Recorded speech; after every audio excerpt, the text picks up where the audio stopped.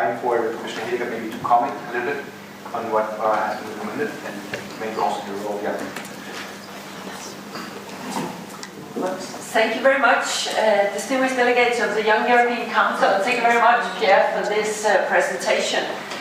I thought when I listened to you that, in fact, you should not have done this presentation here at the Young European Council.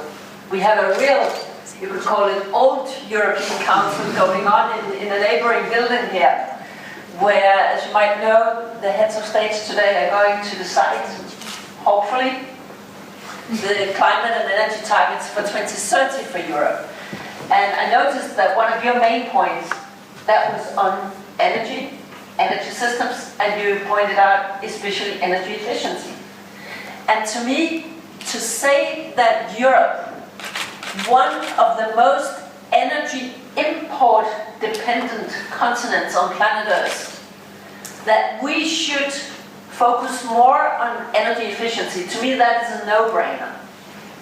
But unfortunately I happen to know that in this building not too long from here, that's one of the things that are being discussed, because there are some heads of states who think that there is no reason to sort of have a strong EU focus on energy efficiency. I don't know if you know, every year in Europe, the 28 member states, we spend 400 billion euros to pay for our imported oil, coal and gas.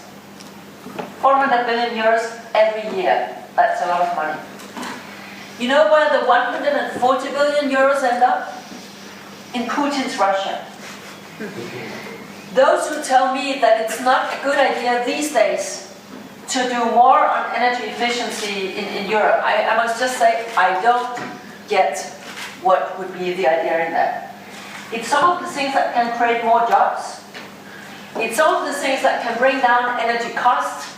The cheapest energy is the energy we don't use. And at the same time, of course, it can do something good for the climate. It could also help us to export more, because on other continents, they will also be looking for more energy efficient, resource efficient solutions. So I thought that this one of your recommendations is a very, very important one. You also mentioned waste, food waste, energy waste, water waste, food and water, I think you mentioned specifically. It is shocking, isn't it, that 30% of all the food being produced in Europe is thrown out as waste. 30%. It is literally millions of tons of food every year that we throw out in Europe. While we still, globally, are talking about 800 million people who will go hungry to bed tonight. There's something wrong in the way we construct the things. And that is why in this commission we have been looking very much on not only energy efficiency, but resource efficiency. But I like your point on waste very much. And also what you touched upon, that will take politics. How to recycle things, how to reuse things. We've put up standards for that in Europe. But it also points to what you also mentioned, the personal responsibility. Because in the kind of society I would like to live in, I do not want the politicians to tell me every sort of single detail of how I'm going to live my life. But if I want to avoid that, if I want politicians to deal with the overall targets, how do we price pollution? How do we regulate how much the cars can pollute, how much the trucks can pollute, things like that? Then there rests a core of political responsibility with each of us. For instance, when it comes to food waste, water waste, each of us in the privileged part of the world, we have a special responsibility. It's also about the way we consume. So that was another of your point. And I would just mention this, a third point you mentioned very much, of course, the cities. As more than 70% of the Europeans are living in cities, it's clear that that is also where many of our emissions stem from, that's where many of our pollution problems would come from. And it's actually also one of the areas where we know what we could do and what we could do smarter. For instance, city planning, there's a lot we can do by planning smarter. thinking our solutions much more integrated. That's what I've been trying now as 5 years as EU's climate commissioner, to say things about climate and environment. That should not come as an afterthought when you have taken care of all the other things. And oh, we should also remember the environment and the climate. No, it should be integrated in the projects from the start. If you define a new public transport system, if you establish a new quarter, you have a new industrial area you want to sort of start, from the very beginning you should think about what are the low carbon solutions?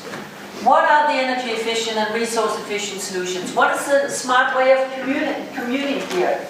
We know where the good solutions are. It's more about how we bring it to scale and how we take care that we actually use the knowledge about best practices that we have. And I'll just give you a final example. For instance, you mentioned pollution from transport. I was almost late here. Transport in Brussels is absolutely hopeless. I come from Copenhagen in Denmark, where 36% of all transport between home and job will be done by bike.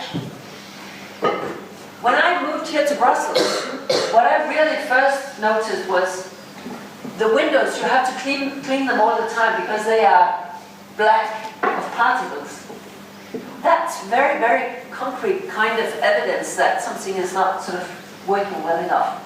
What can we do at the European level and see things like that? Well, we could try, as we have been doing in the last 5 years, set up standards for cars. How much can they pollute? How can we bring down the pollution? How can we make them run longer on a liter of gasoline or diesel? We've done the same for vans. We're now preparing it for trucks. We can put up standards for fuels so that we will compete on a level playing field among the 28. We will not compete on the lowest common denominator when it comes to environment. So that's where Europe also has some added value in setting up common regulations, common standards. If I have a voice for it, comment on the, no, just finishing that. What we actually have done as a novelty is in the whole EU budget for the next 7 years, we have said that at least 20% of the whole budget must be spent in a way that promotes our climate targets. Why is that important? Because that means that if you're a state or an industry, a business or a municipality, a region that wants money out of the EU system, it is easier for you to get money out of the system if your project does something good for climate and environment. If you're a farmer, you will only get the last 30% of your income support if you're doing something for the common good. Our development system will mainstream climate thinking in it, and so on and so forth, all the sectors, transport, buildings, research, what have we. That is a new way of making an annual budget. That you don't think of energy, environment, climate as the last thing, or we need a little budget for that.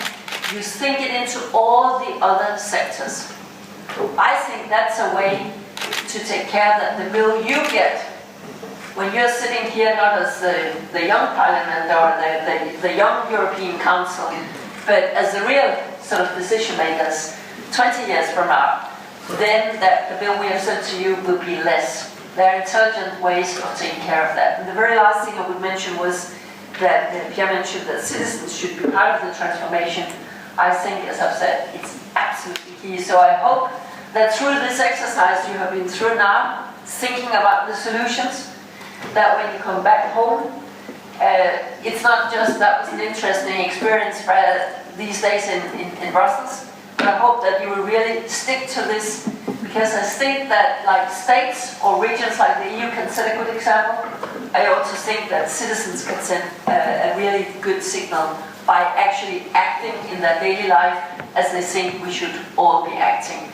It would help quite a bit if 500 million Europeans started to have a more sustainable lifestyle. So I'll stop there before I start coughing again, and then I hope there will be some questions. Thank you very much. And, I can only, what you said, the importance of looking ahead actually at policies, I would say, actually, the future is sitting right in front of you, and there's actually looking ahead, so I think we're hopefully better track than tomorrow. Yeah, maybe if you want to comment directly on that, otherwise, would open to the word maybe to a panel or to other Q&A questions. Yeah, just a quick statement to give time to my ladies to ask a question. First of all, I'm really delighted to see you show concern on the field of sustainable development in cities. And I think I'm speaking for all of us to say it's a real honor to have you here tonight and to share with you the communique we need. So thank you for that. I know my delegates and my deputy assistants have a lot of questions for you concerning the communique we made, and I think precise points, so I will open the floor.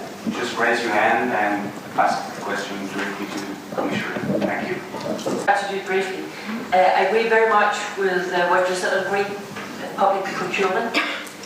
We tried in the Energy Efficiency Directive actually to put an annual quota on how much of the public building mass that the member states must retrofit, must make more energy efficient. It works. They do not do it automatically, so it helps to have some targets to say this is an obligation you have according to EU rule. That's just one example. But your question goes deeper than that, because, you know, if you're a finance minister, and you think, oh, this green public procurement, you know, I just want to get the cheapest this or the cheapest that, whatever I need. And that is where I think we need to change our mindset. We need to get away from believing that what is cheapest in the short term is also the cheapest solution in the longer term. We must think more in terms of co-benefits, in running costs, in the longer term, and things like that. And the sooner we start to realize that what is cheapest here and now is not necessarily the cheapest solution, the more sustainable choices we are going to make. So that's just if I should put it very briefly. And then you mentioned what can people do, for instance, with buildings. We did one thing when I was a minister in Denmark that I think works very well. If you put an obligation to the energy companies, the company that is heating the building you're living in, delivering the energy for the building you're living in, and tell them that each year they should save so and so much of their total energy consumption. Then it's very clear to see what is happening then.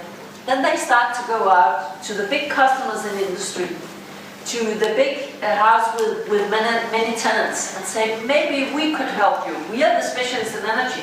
Maybe we can help you to save energy, and at the same time you can save money. And we can even co-finance some of the investment, so that what you save, say in the first 5 years or 10 years, half of it goes to us, half of it goes to you, but then we will finance the investment. So there are some alternative ways of getting it done also in the building mass. But I think requirements to the energy sector is a very efficient tool here. That's also why I hope, still fingers crossed, that our heads of states will adopt not only a CO2 reduction target tonight, but also a target for renewables and the target for energy efficiency. Because that would make more and more people think about new energy efficient solutions and new renewable investments. And that is why we need 3 targets, not just 1.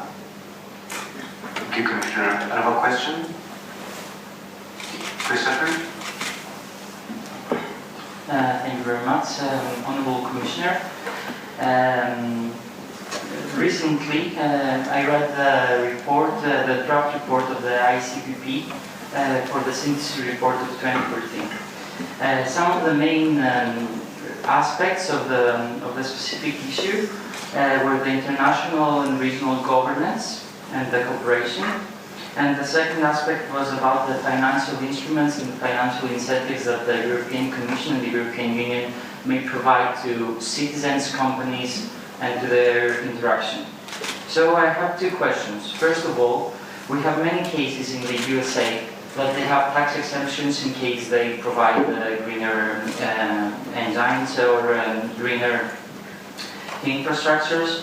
We have also like the initiative of green infrastructure bonds, so they can be repaid later by public benefit funding.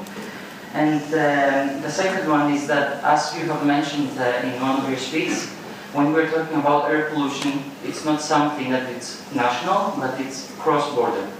So my two questions: first of all, what can the European Commission and the European Union do to provide financial incentives to citizens and to companies? And the second one is, what has the European Union done wrong till now in order to promote the cooperation of the European Union with countries outside of the European Union, such as China, India or Pakistan, which are the main pollutants of air right now? Thank you. Thank you very much. It was very big and very relevant questions. To the first part on the tax exemptions, you mentioned US as an example. Many of our member states have different kind of tax exemptions. And that is an authority that we have put out with member states more than at the European level.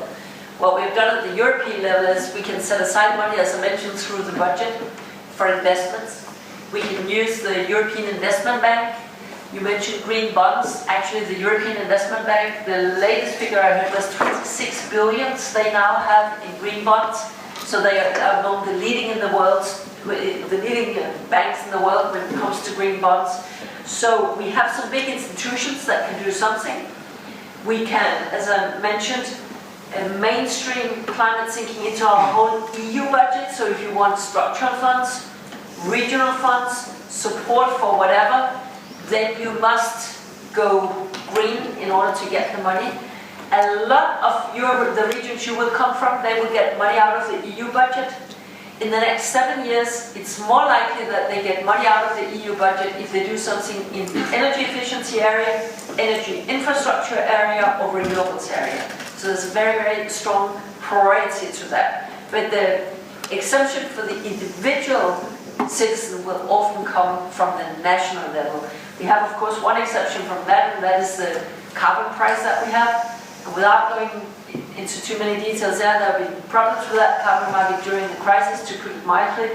But we have this, that we are putting a price on carbon, and provided that our heads of states today will adopt the targets for 2030, already next week, the environment ministers will start to deal with the Commission's very concrete legislative proposal how to improve the carbon price in Europe. That is also setting a very strong price signal.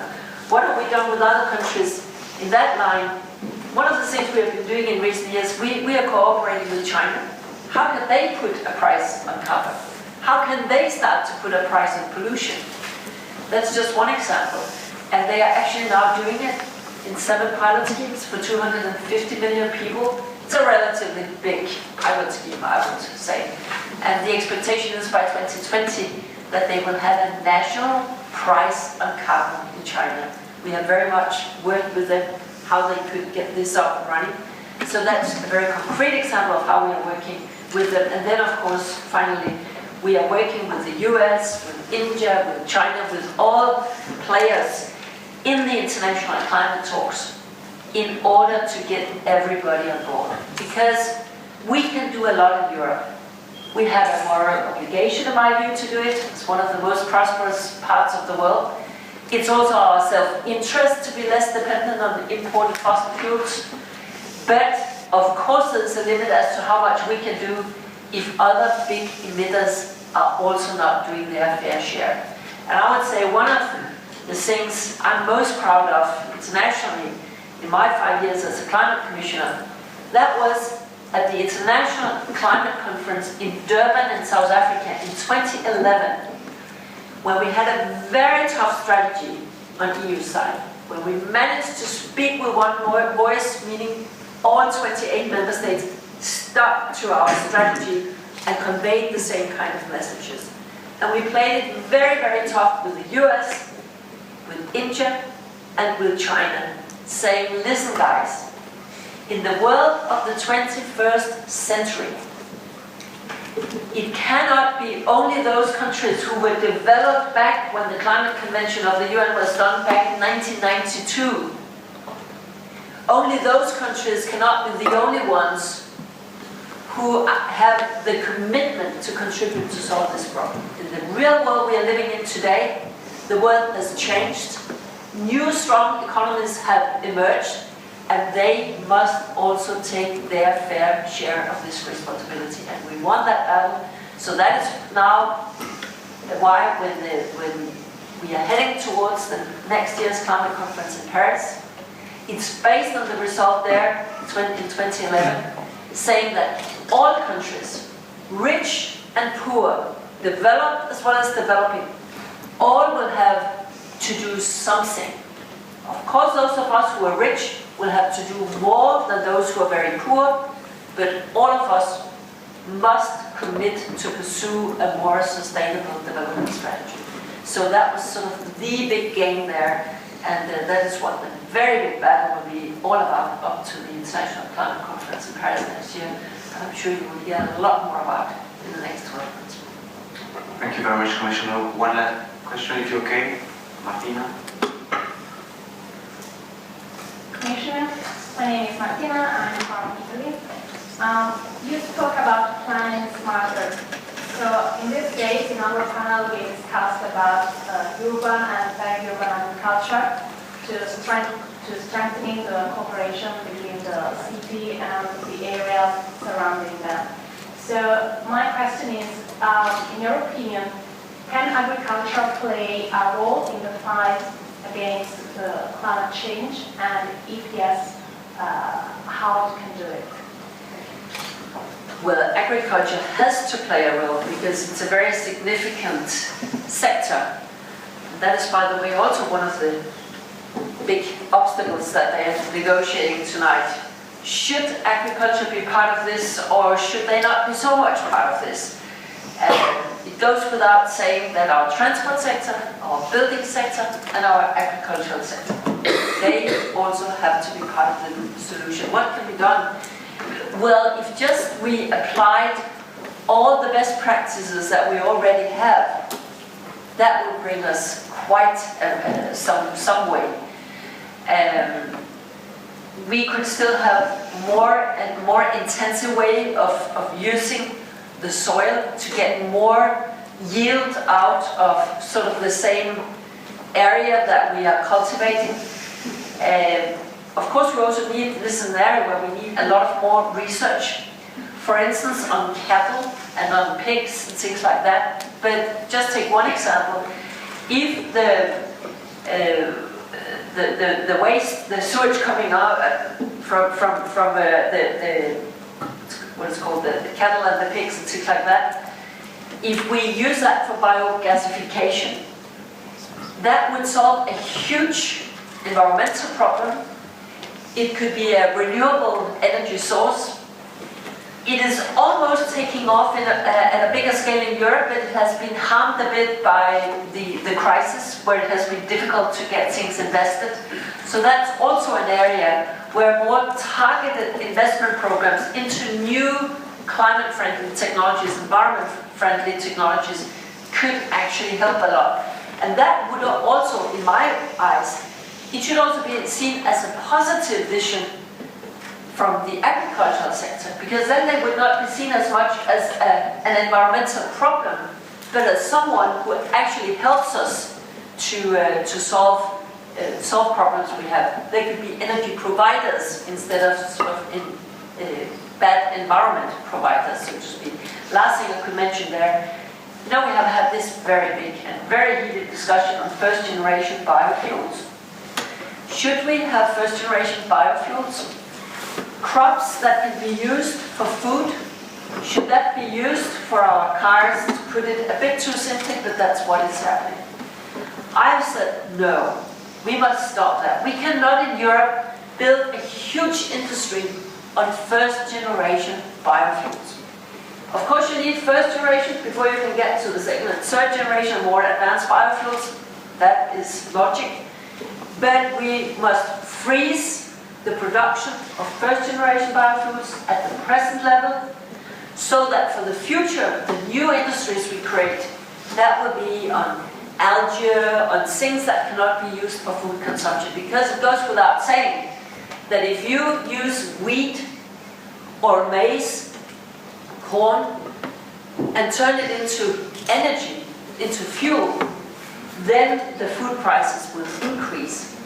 Will the farmers think that's a good idea? Yes, a lot of farmers would think that's a good idea, because they do not, of course, care that much, even though the price would go up. But we can all see that in a world with still more people that we need to feed on planet Earth, that is not a sustainable way of moving forward.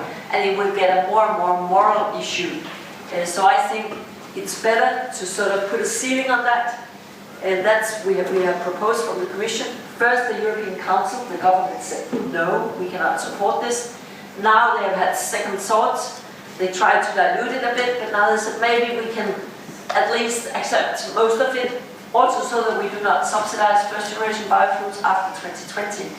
And in a month's time or so, the European Parliament will hopefully also give their endorsement. That would mean that we would stop producing more first-generation biofuels. I think that's a very important contribution. Well, thank you, Commissioner, and once again, thank you for being here tonight and answering our concern. I don't know if you want to take another question or if it's too late. I think actually in the interest of time, we unfortunately have to cut it short here.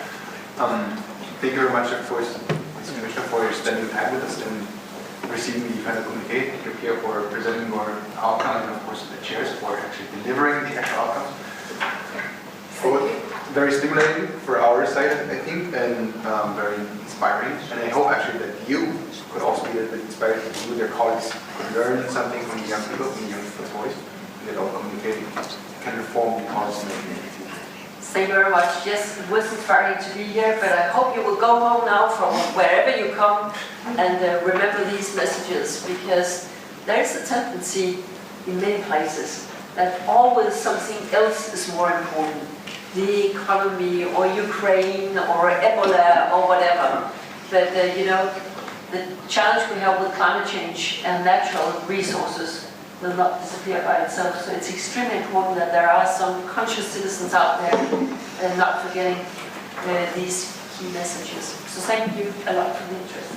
And then please help me cross your fingers for the heads of states. We do always share.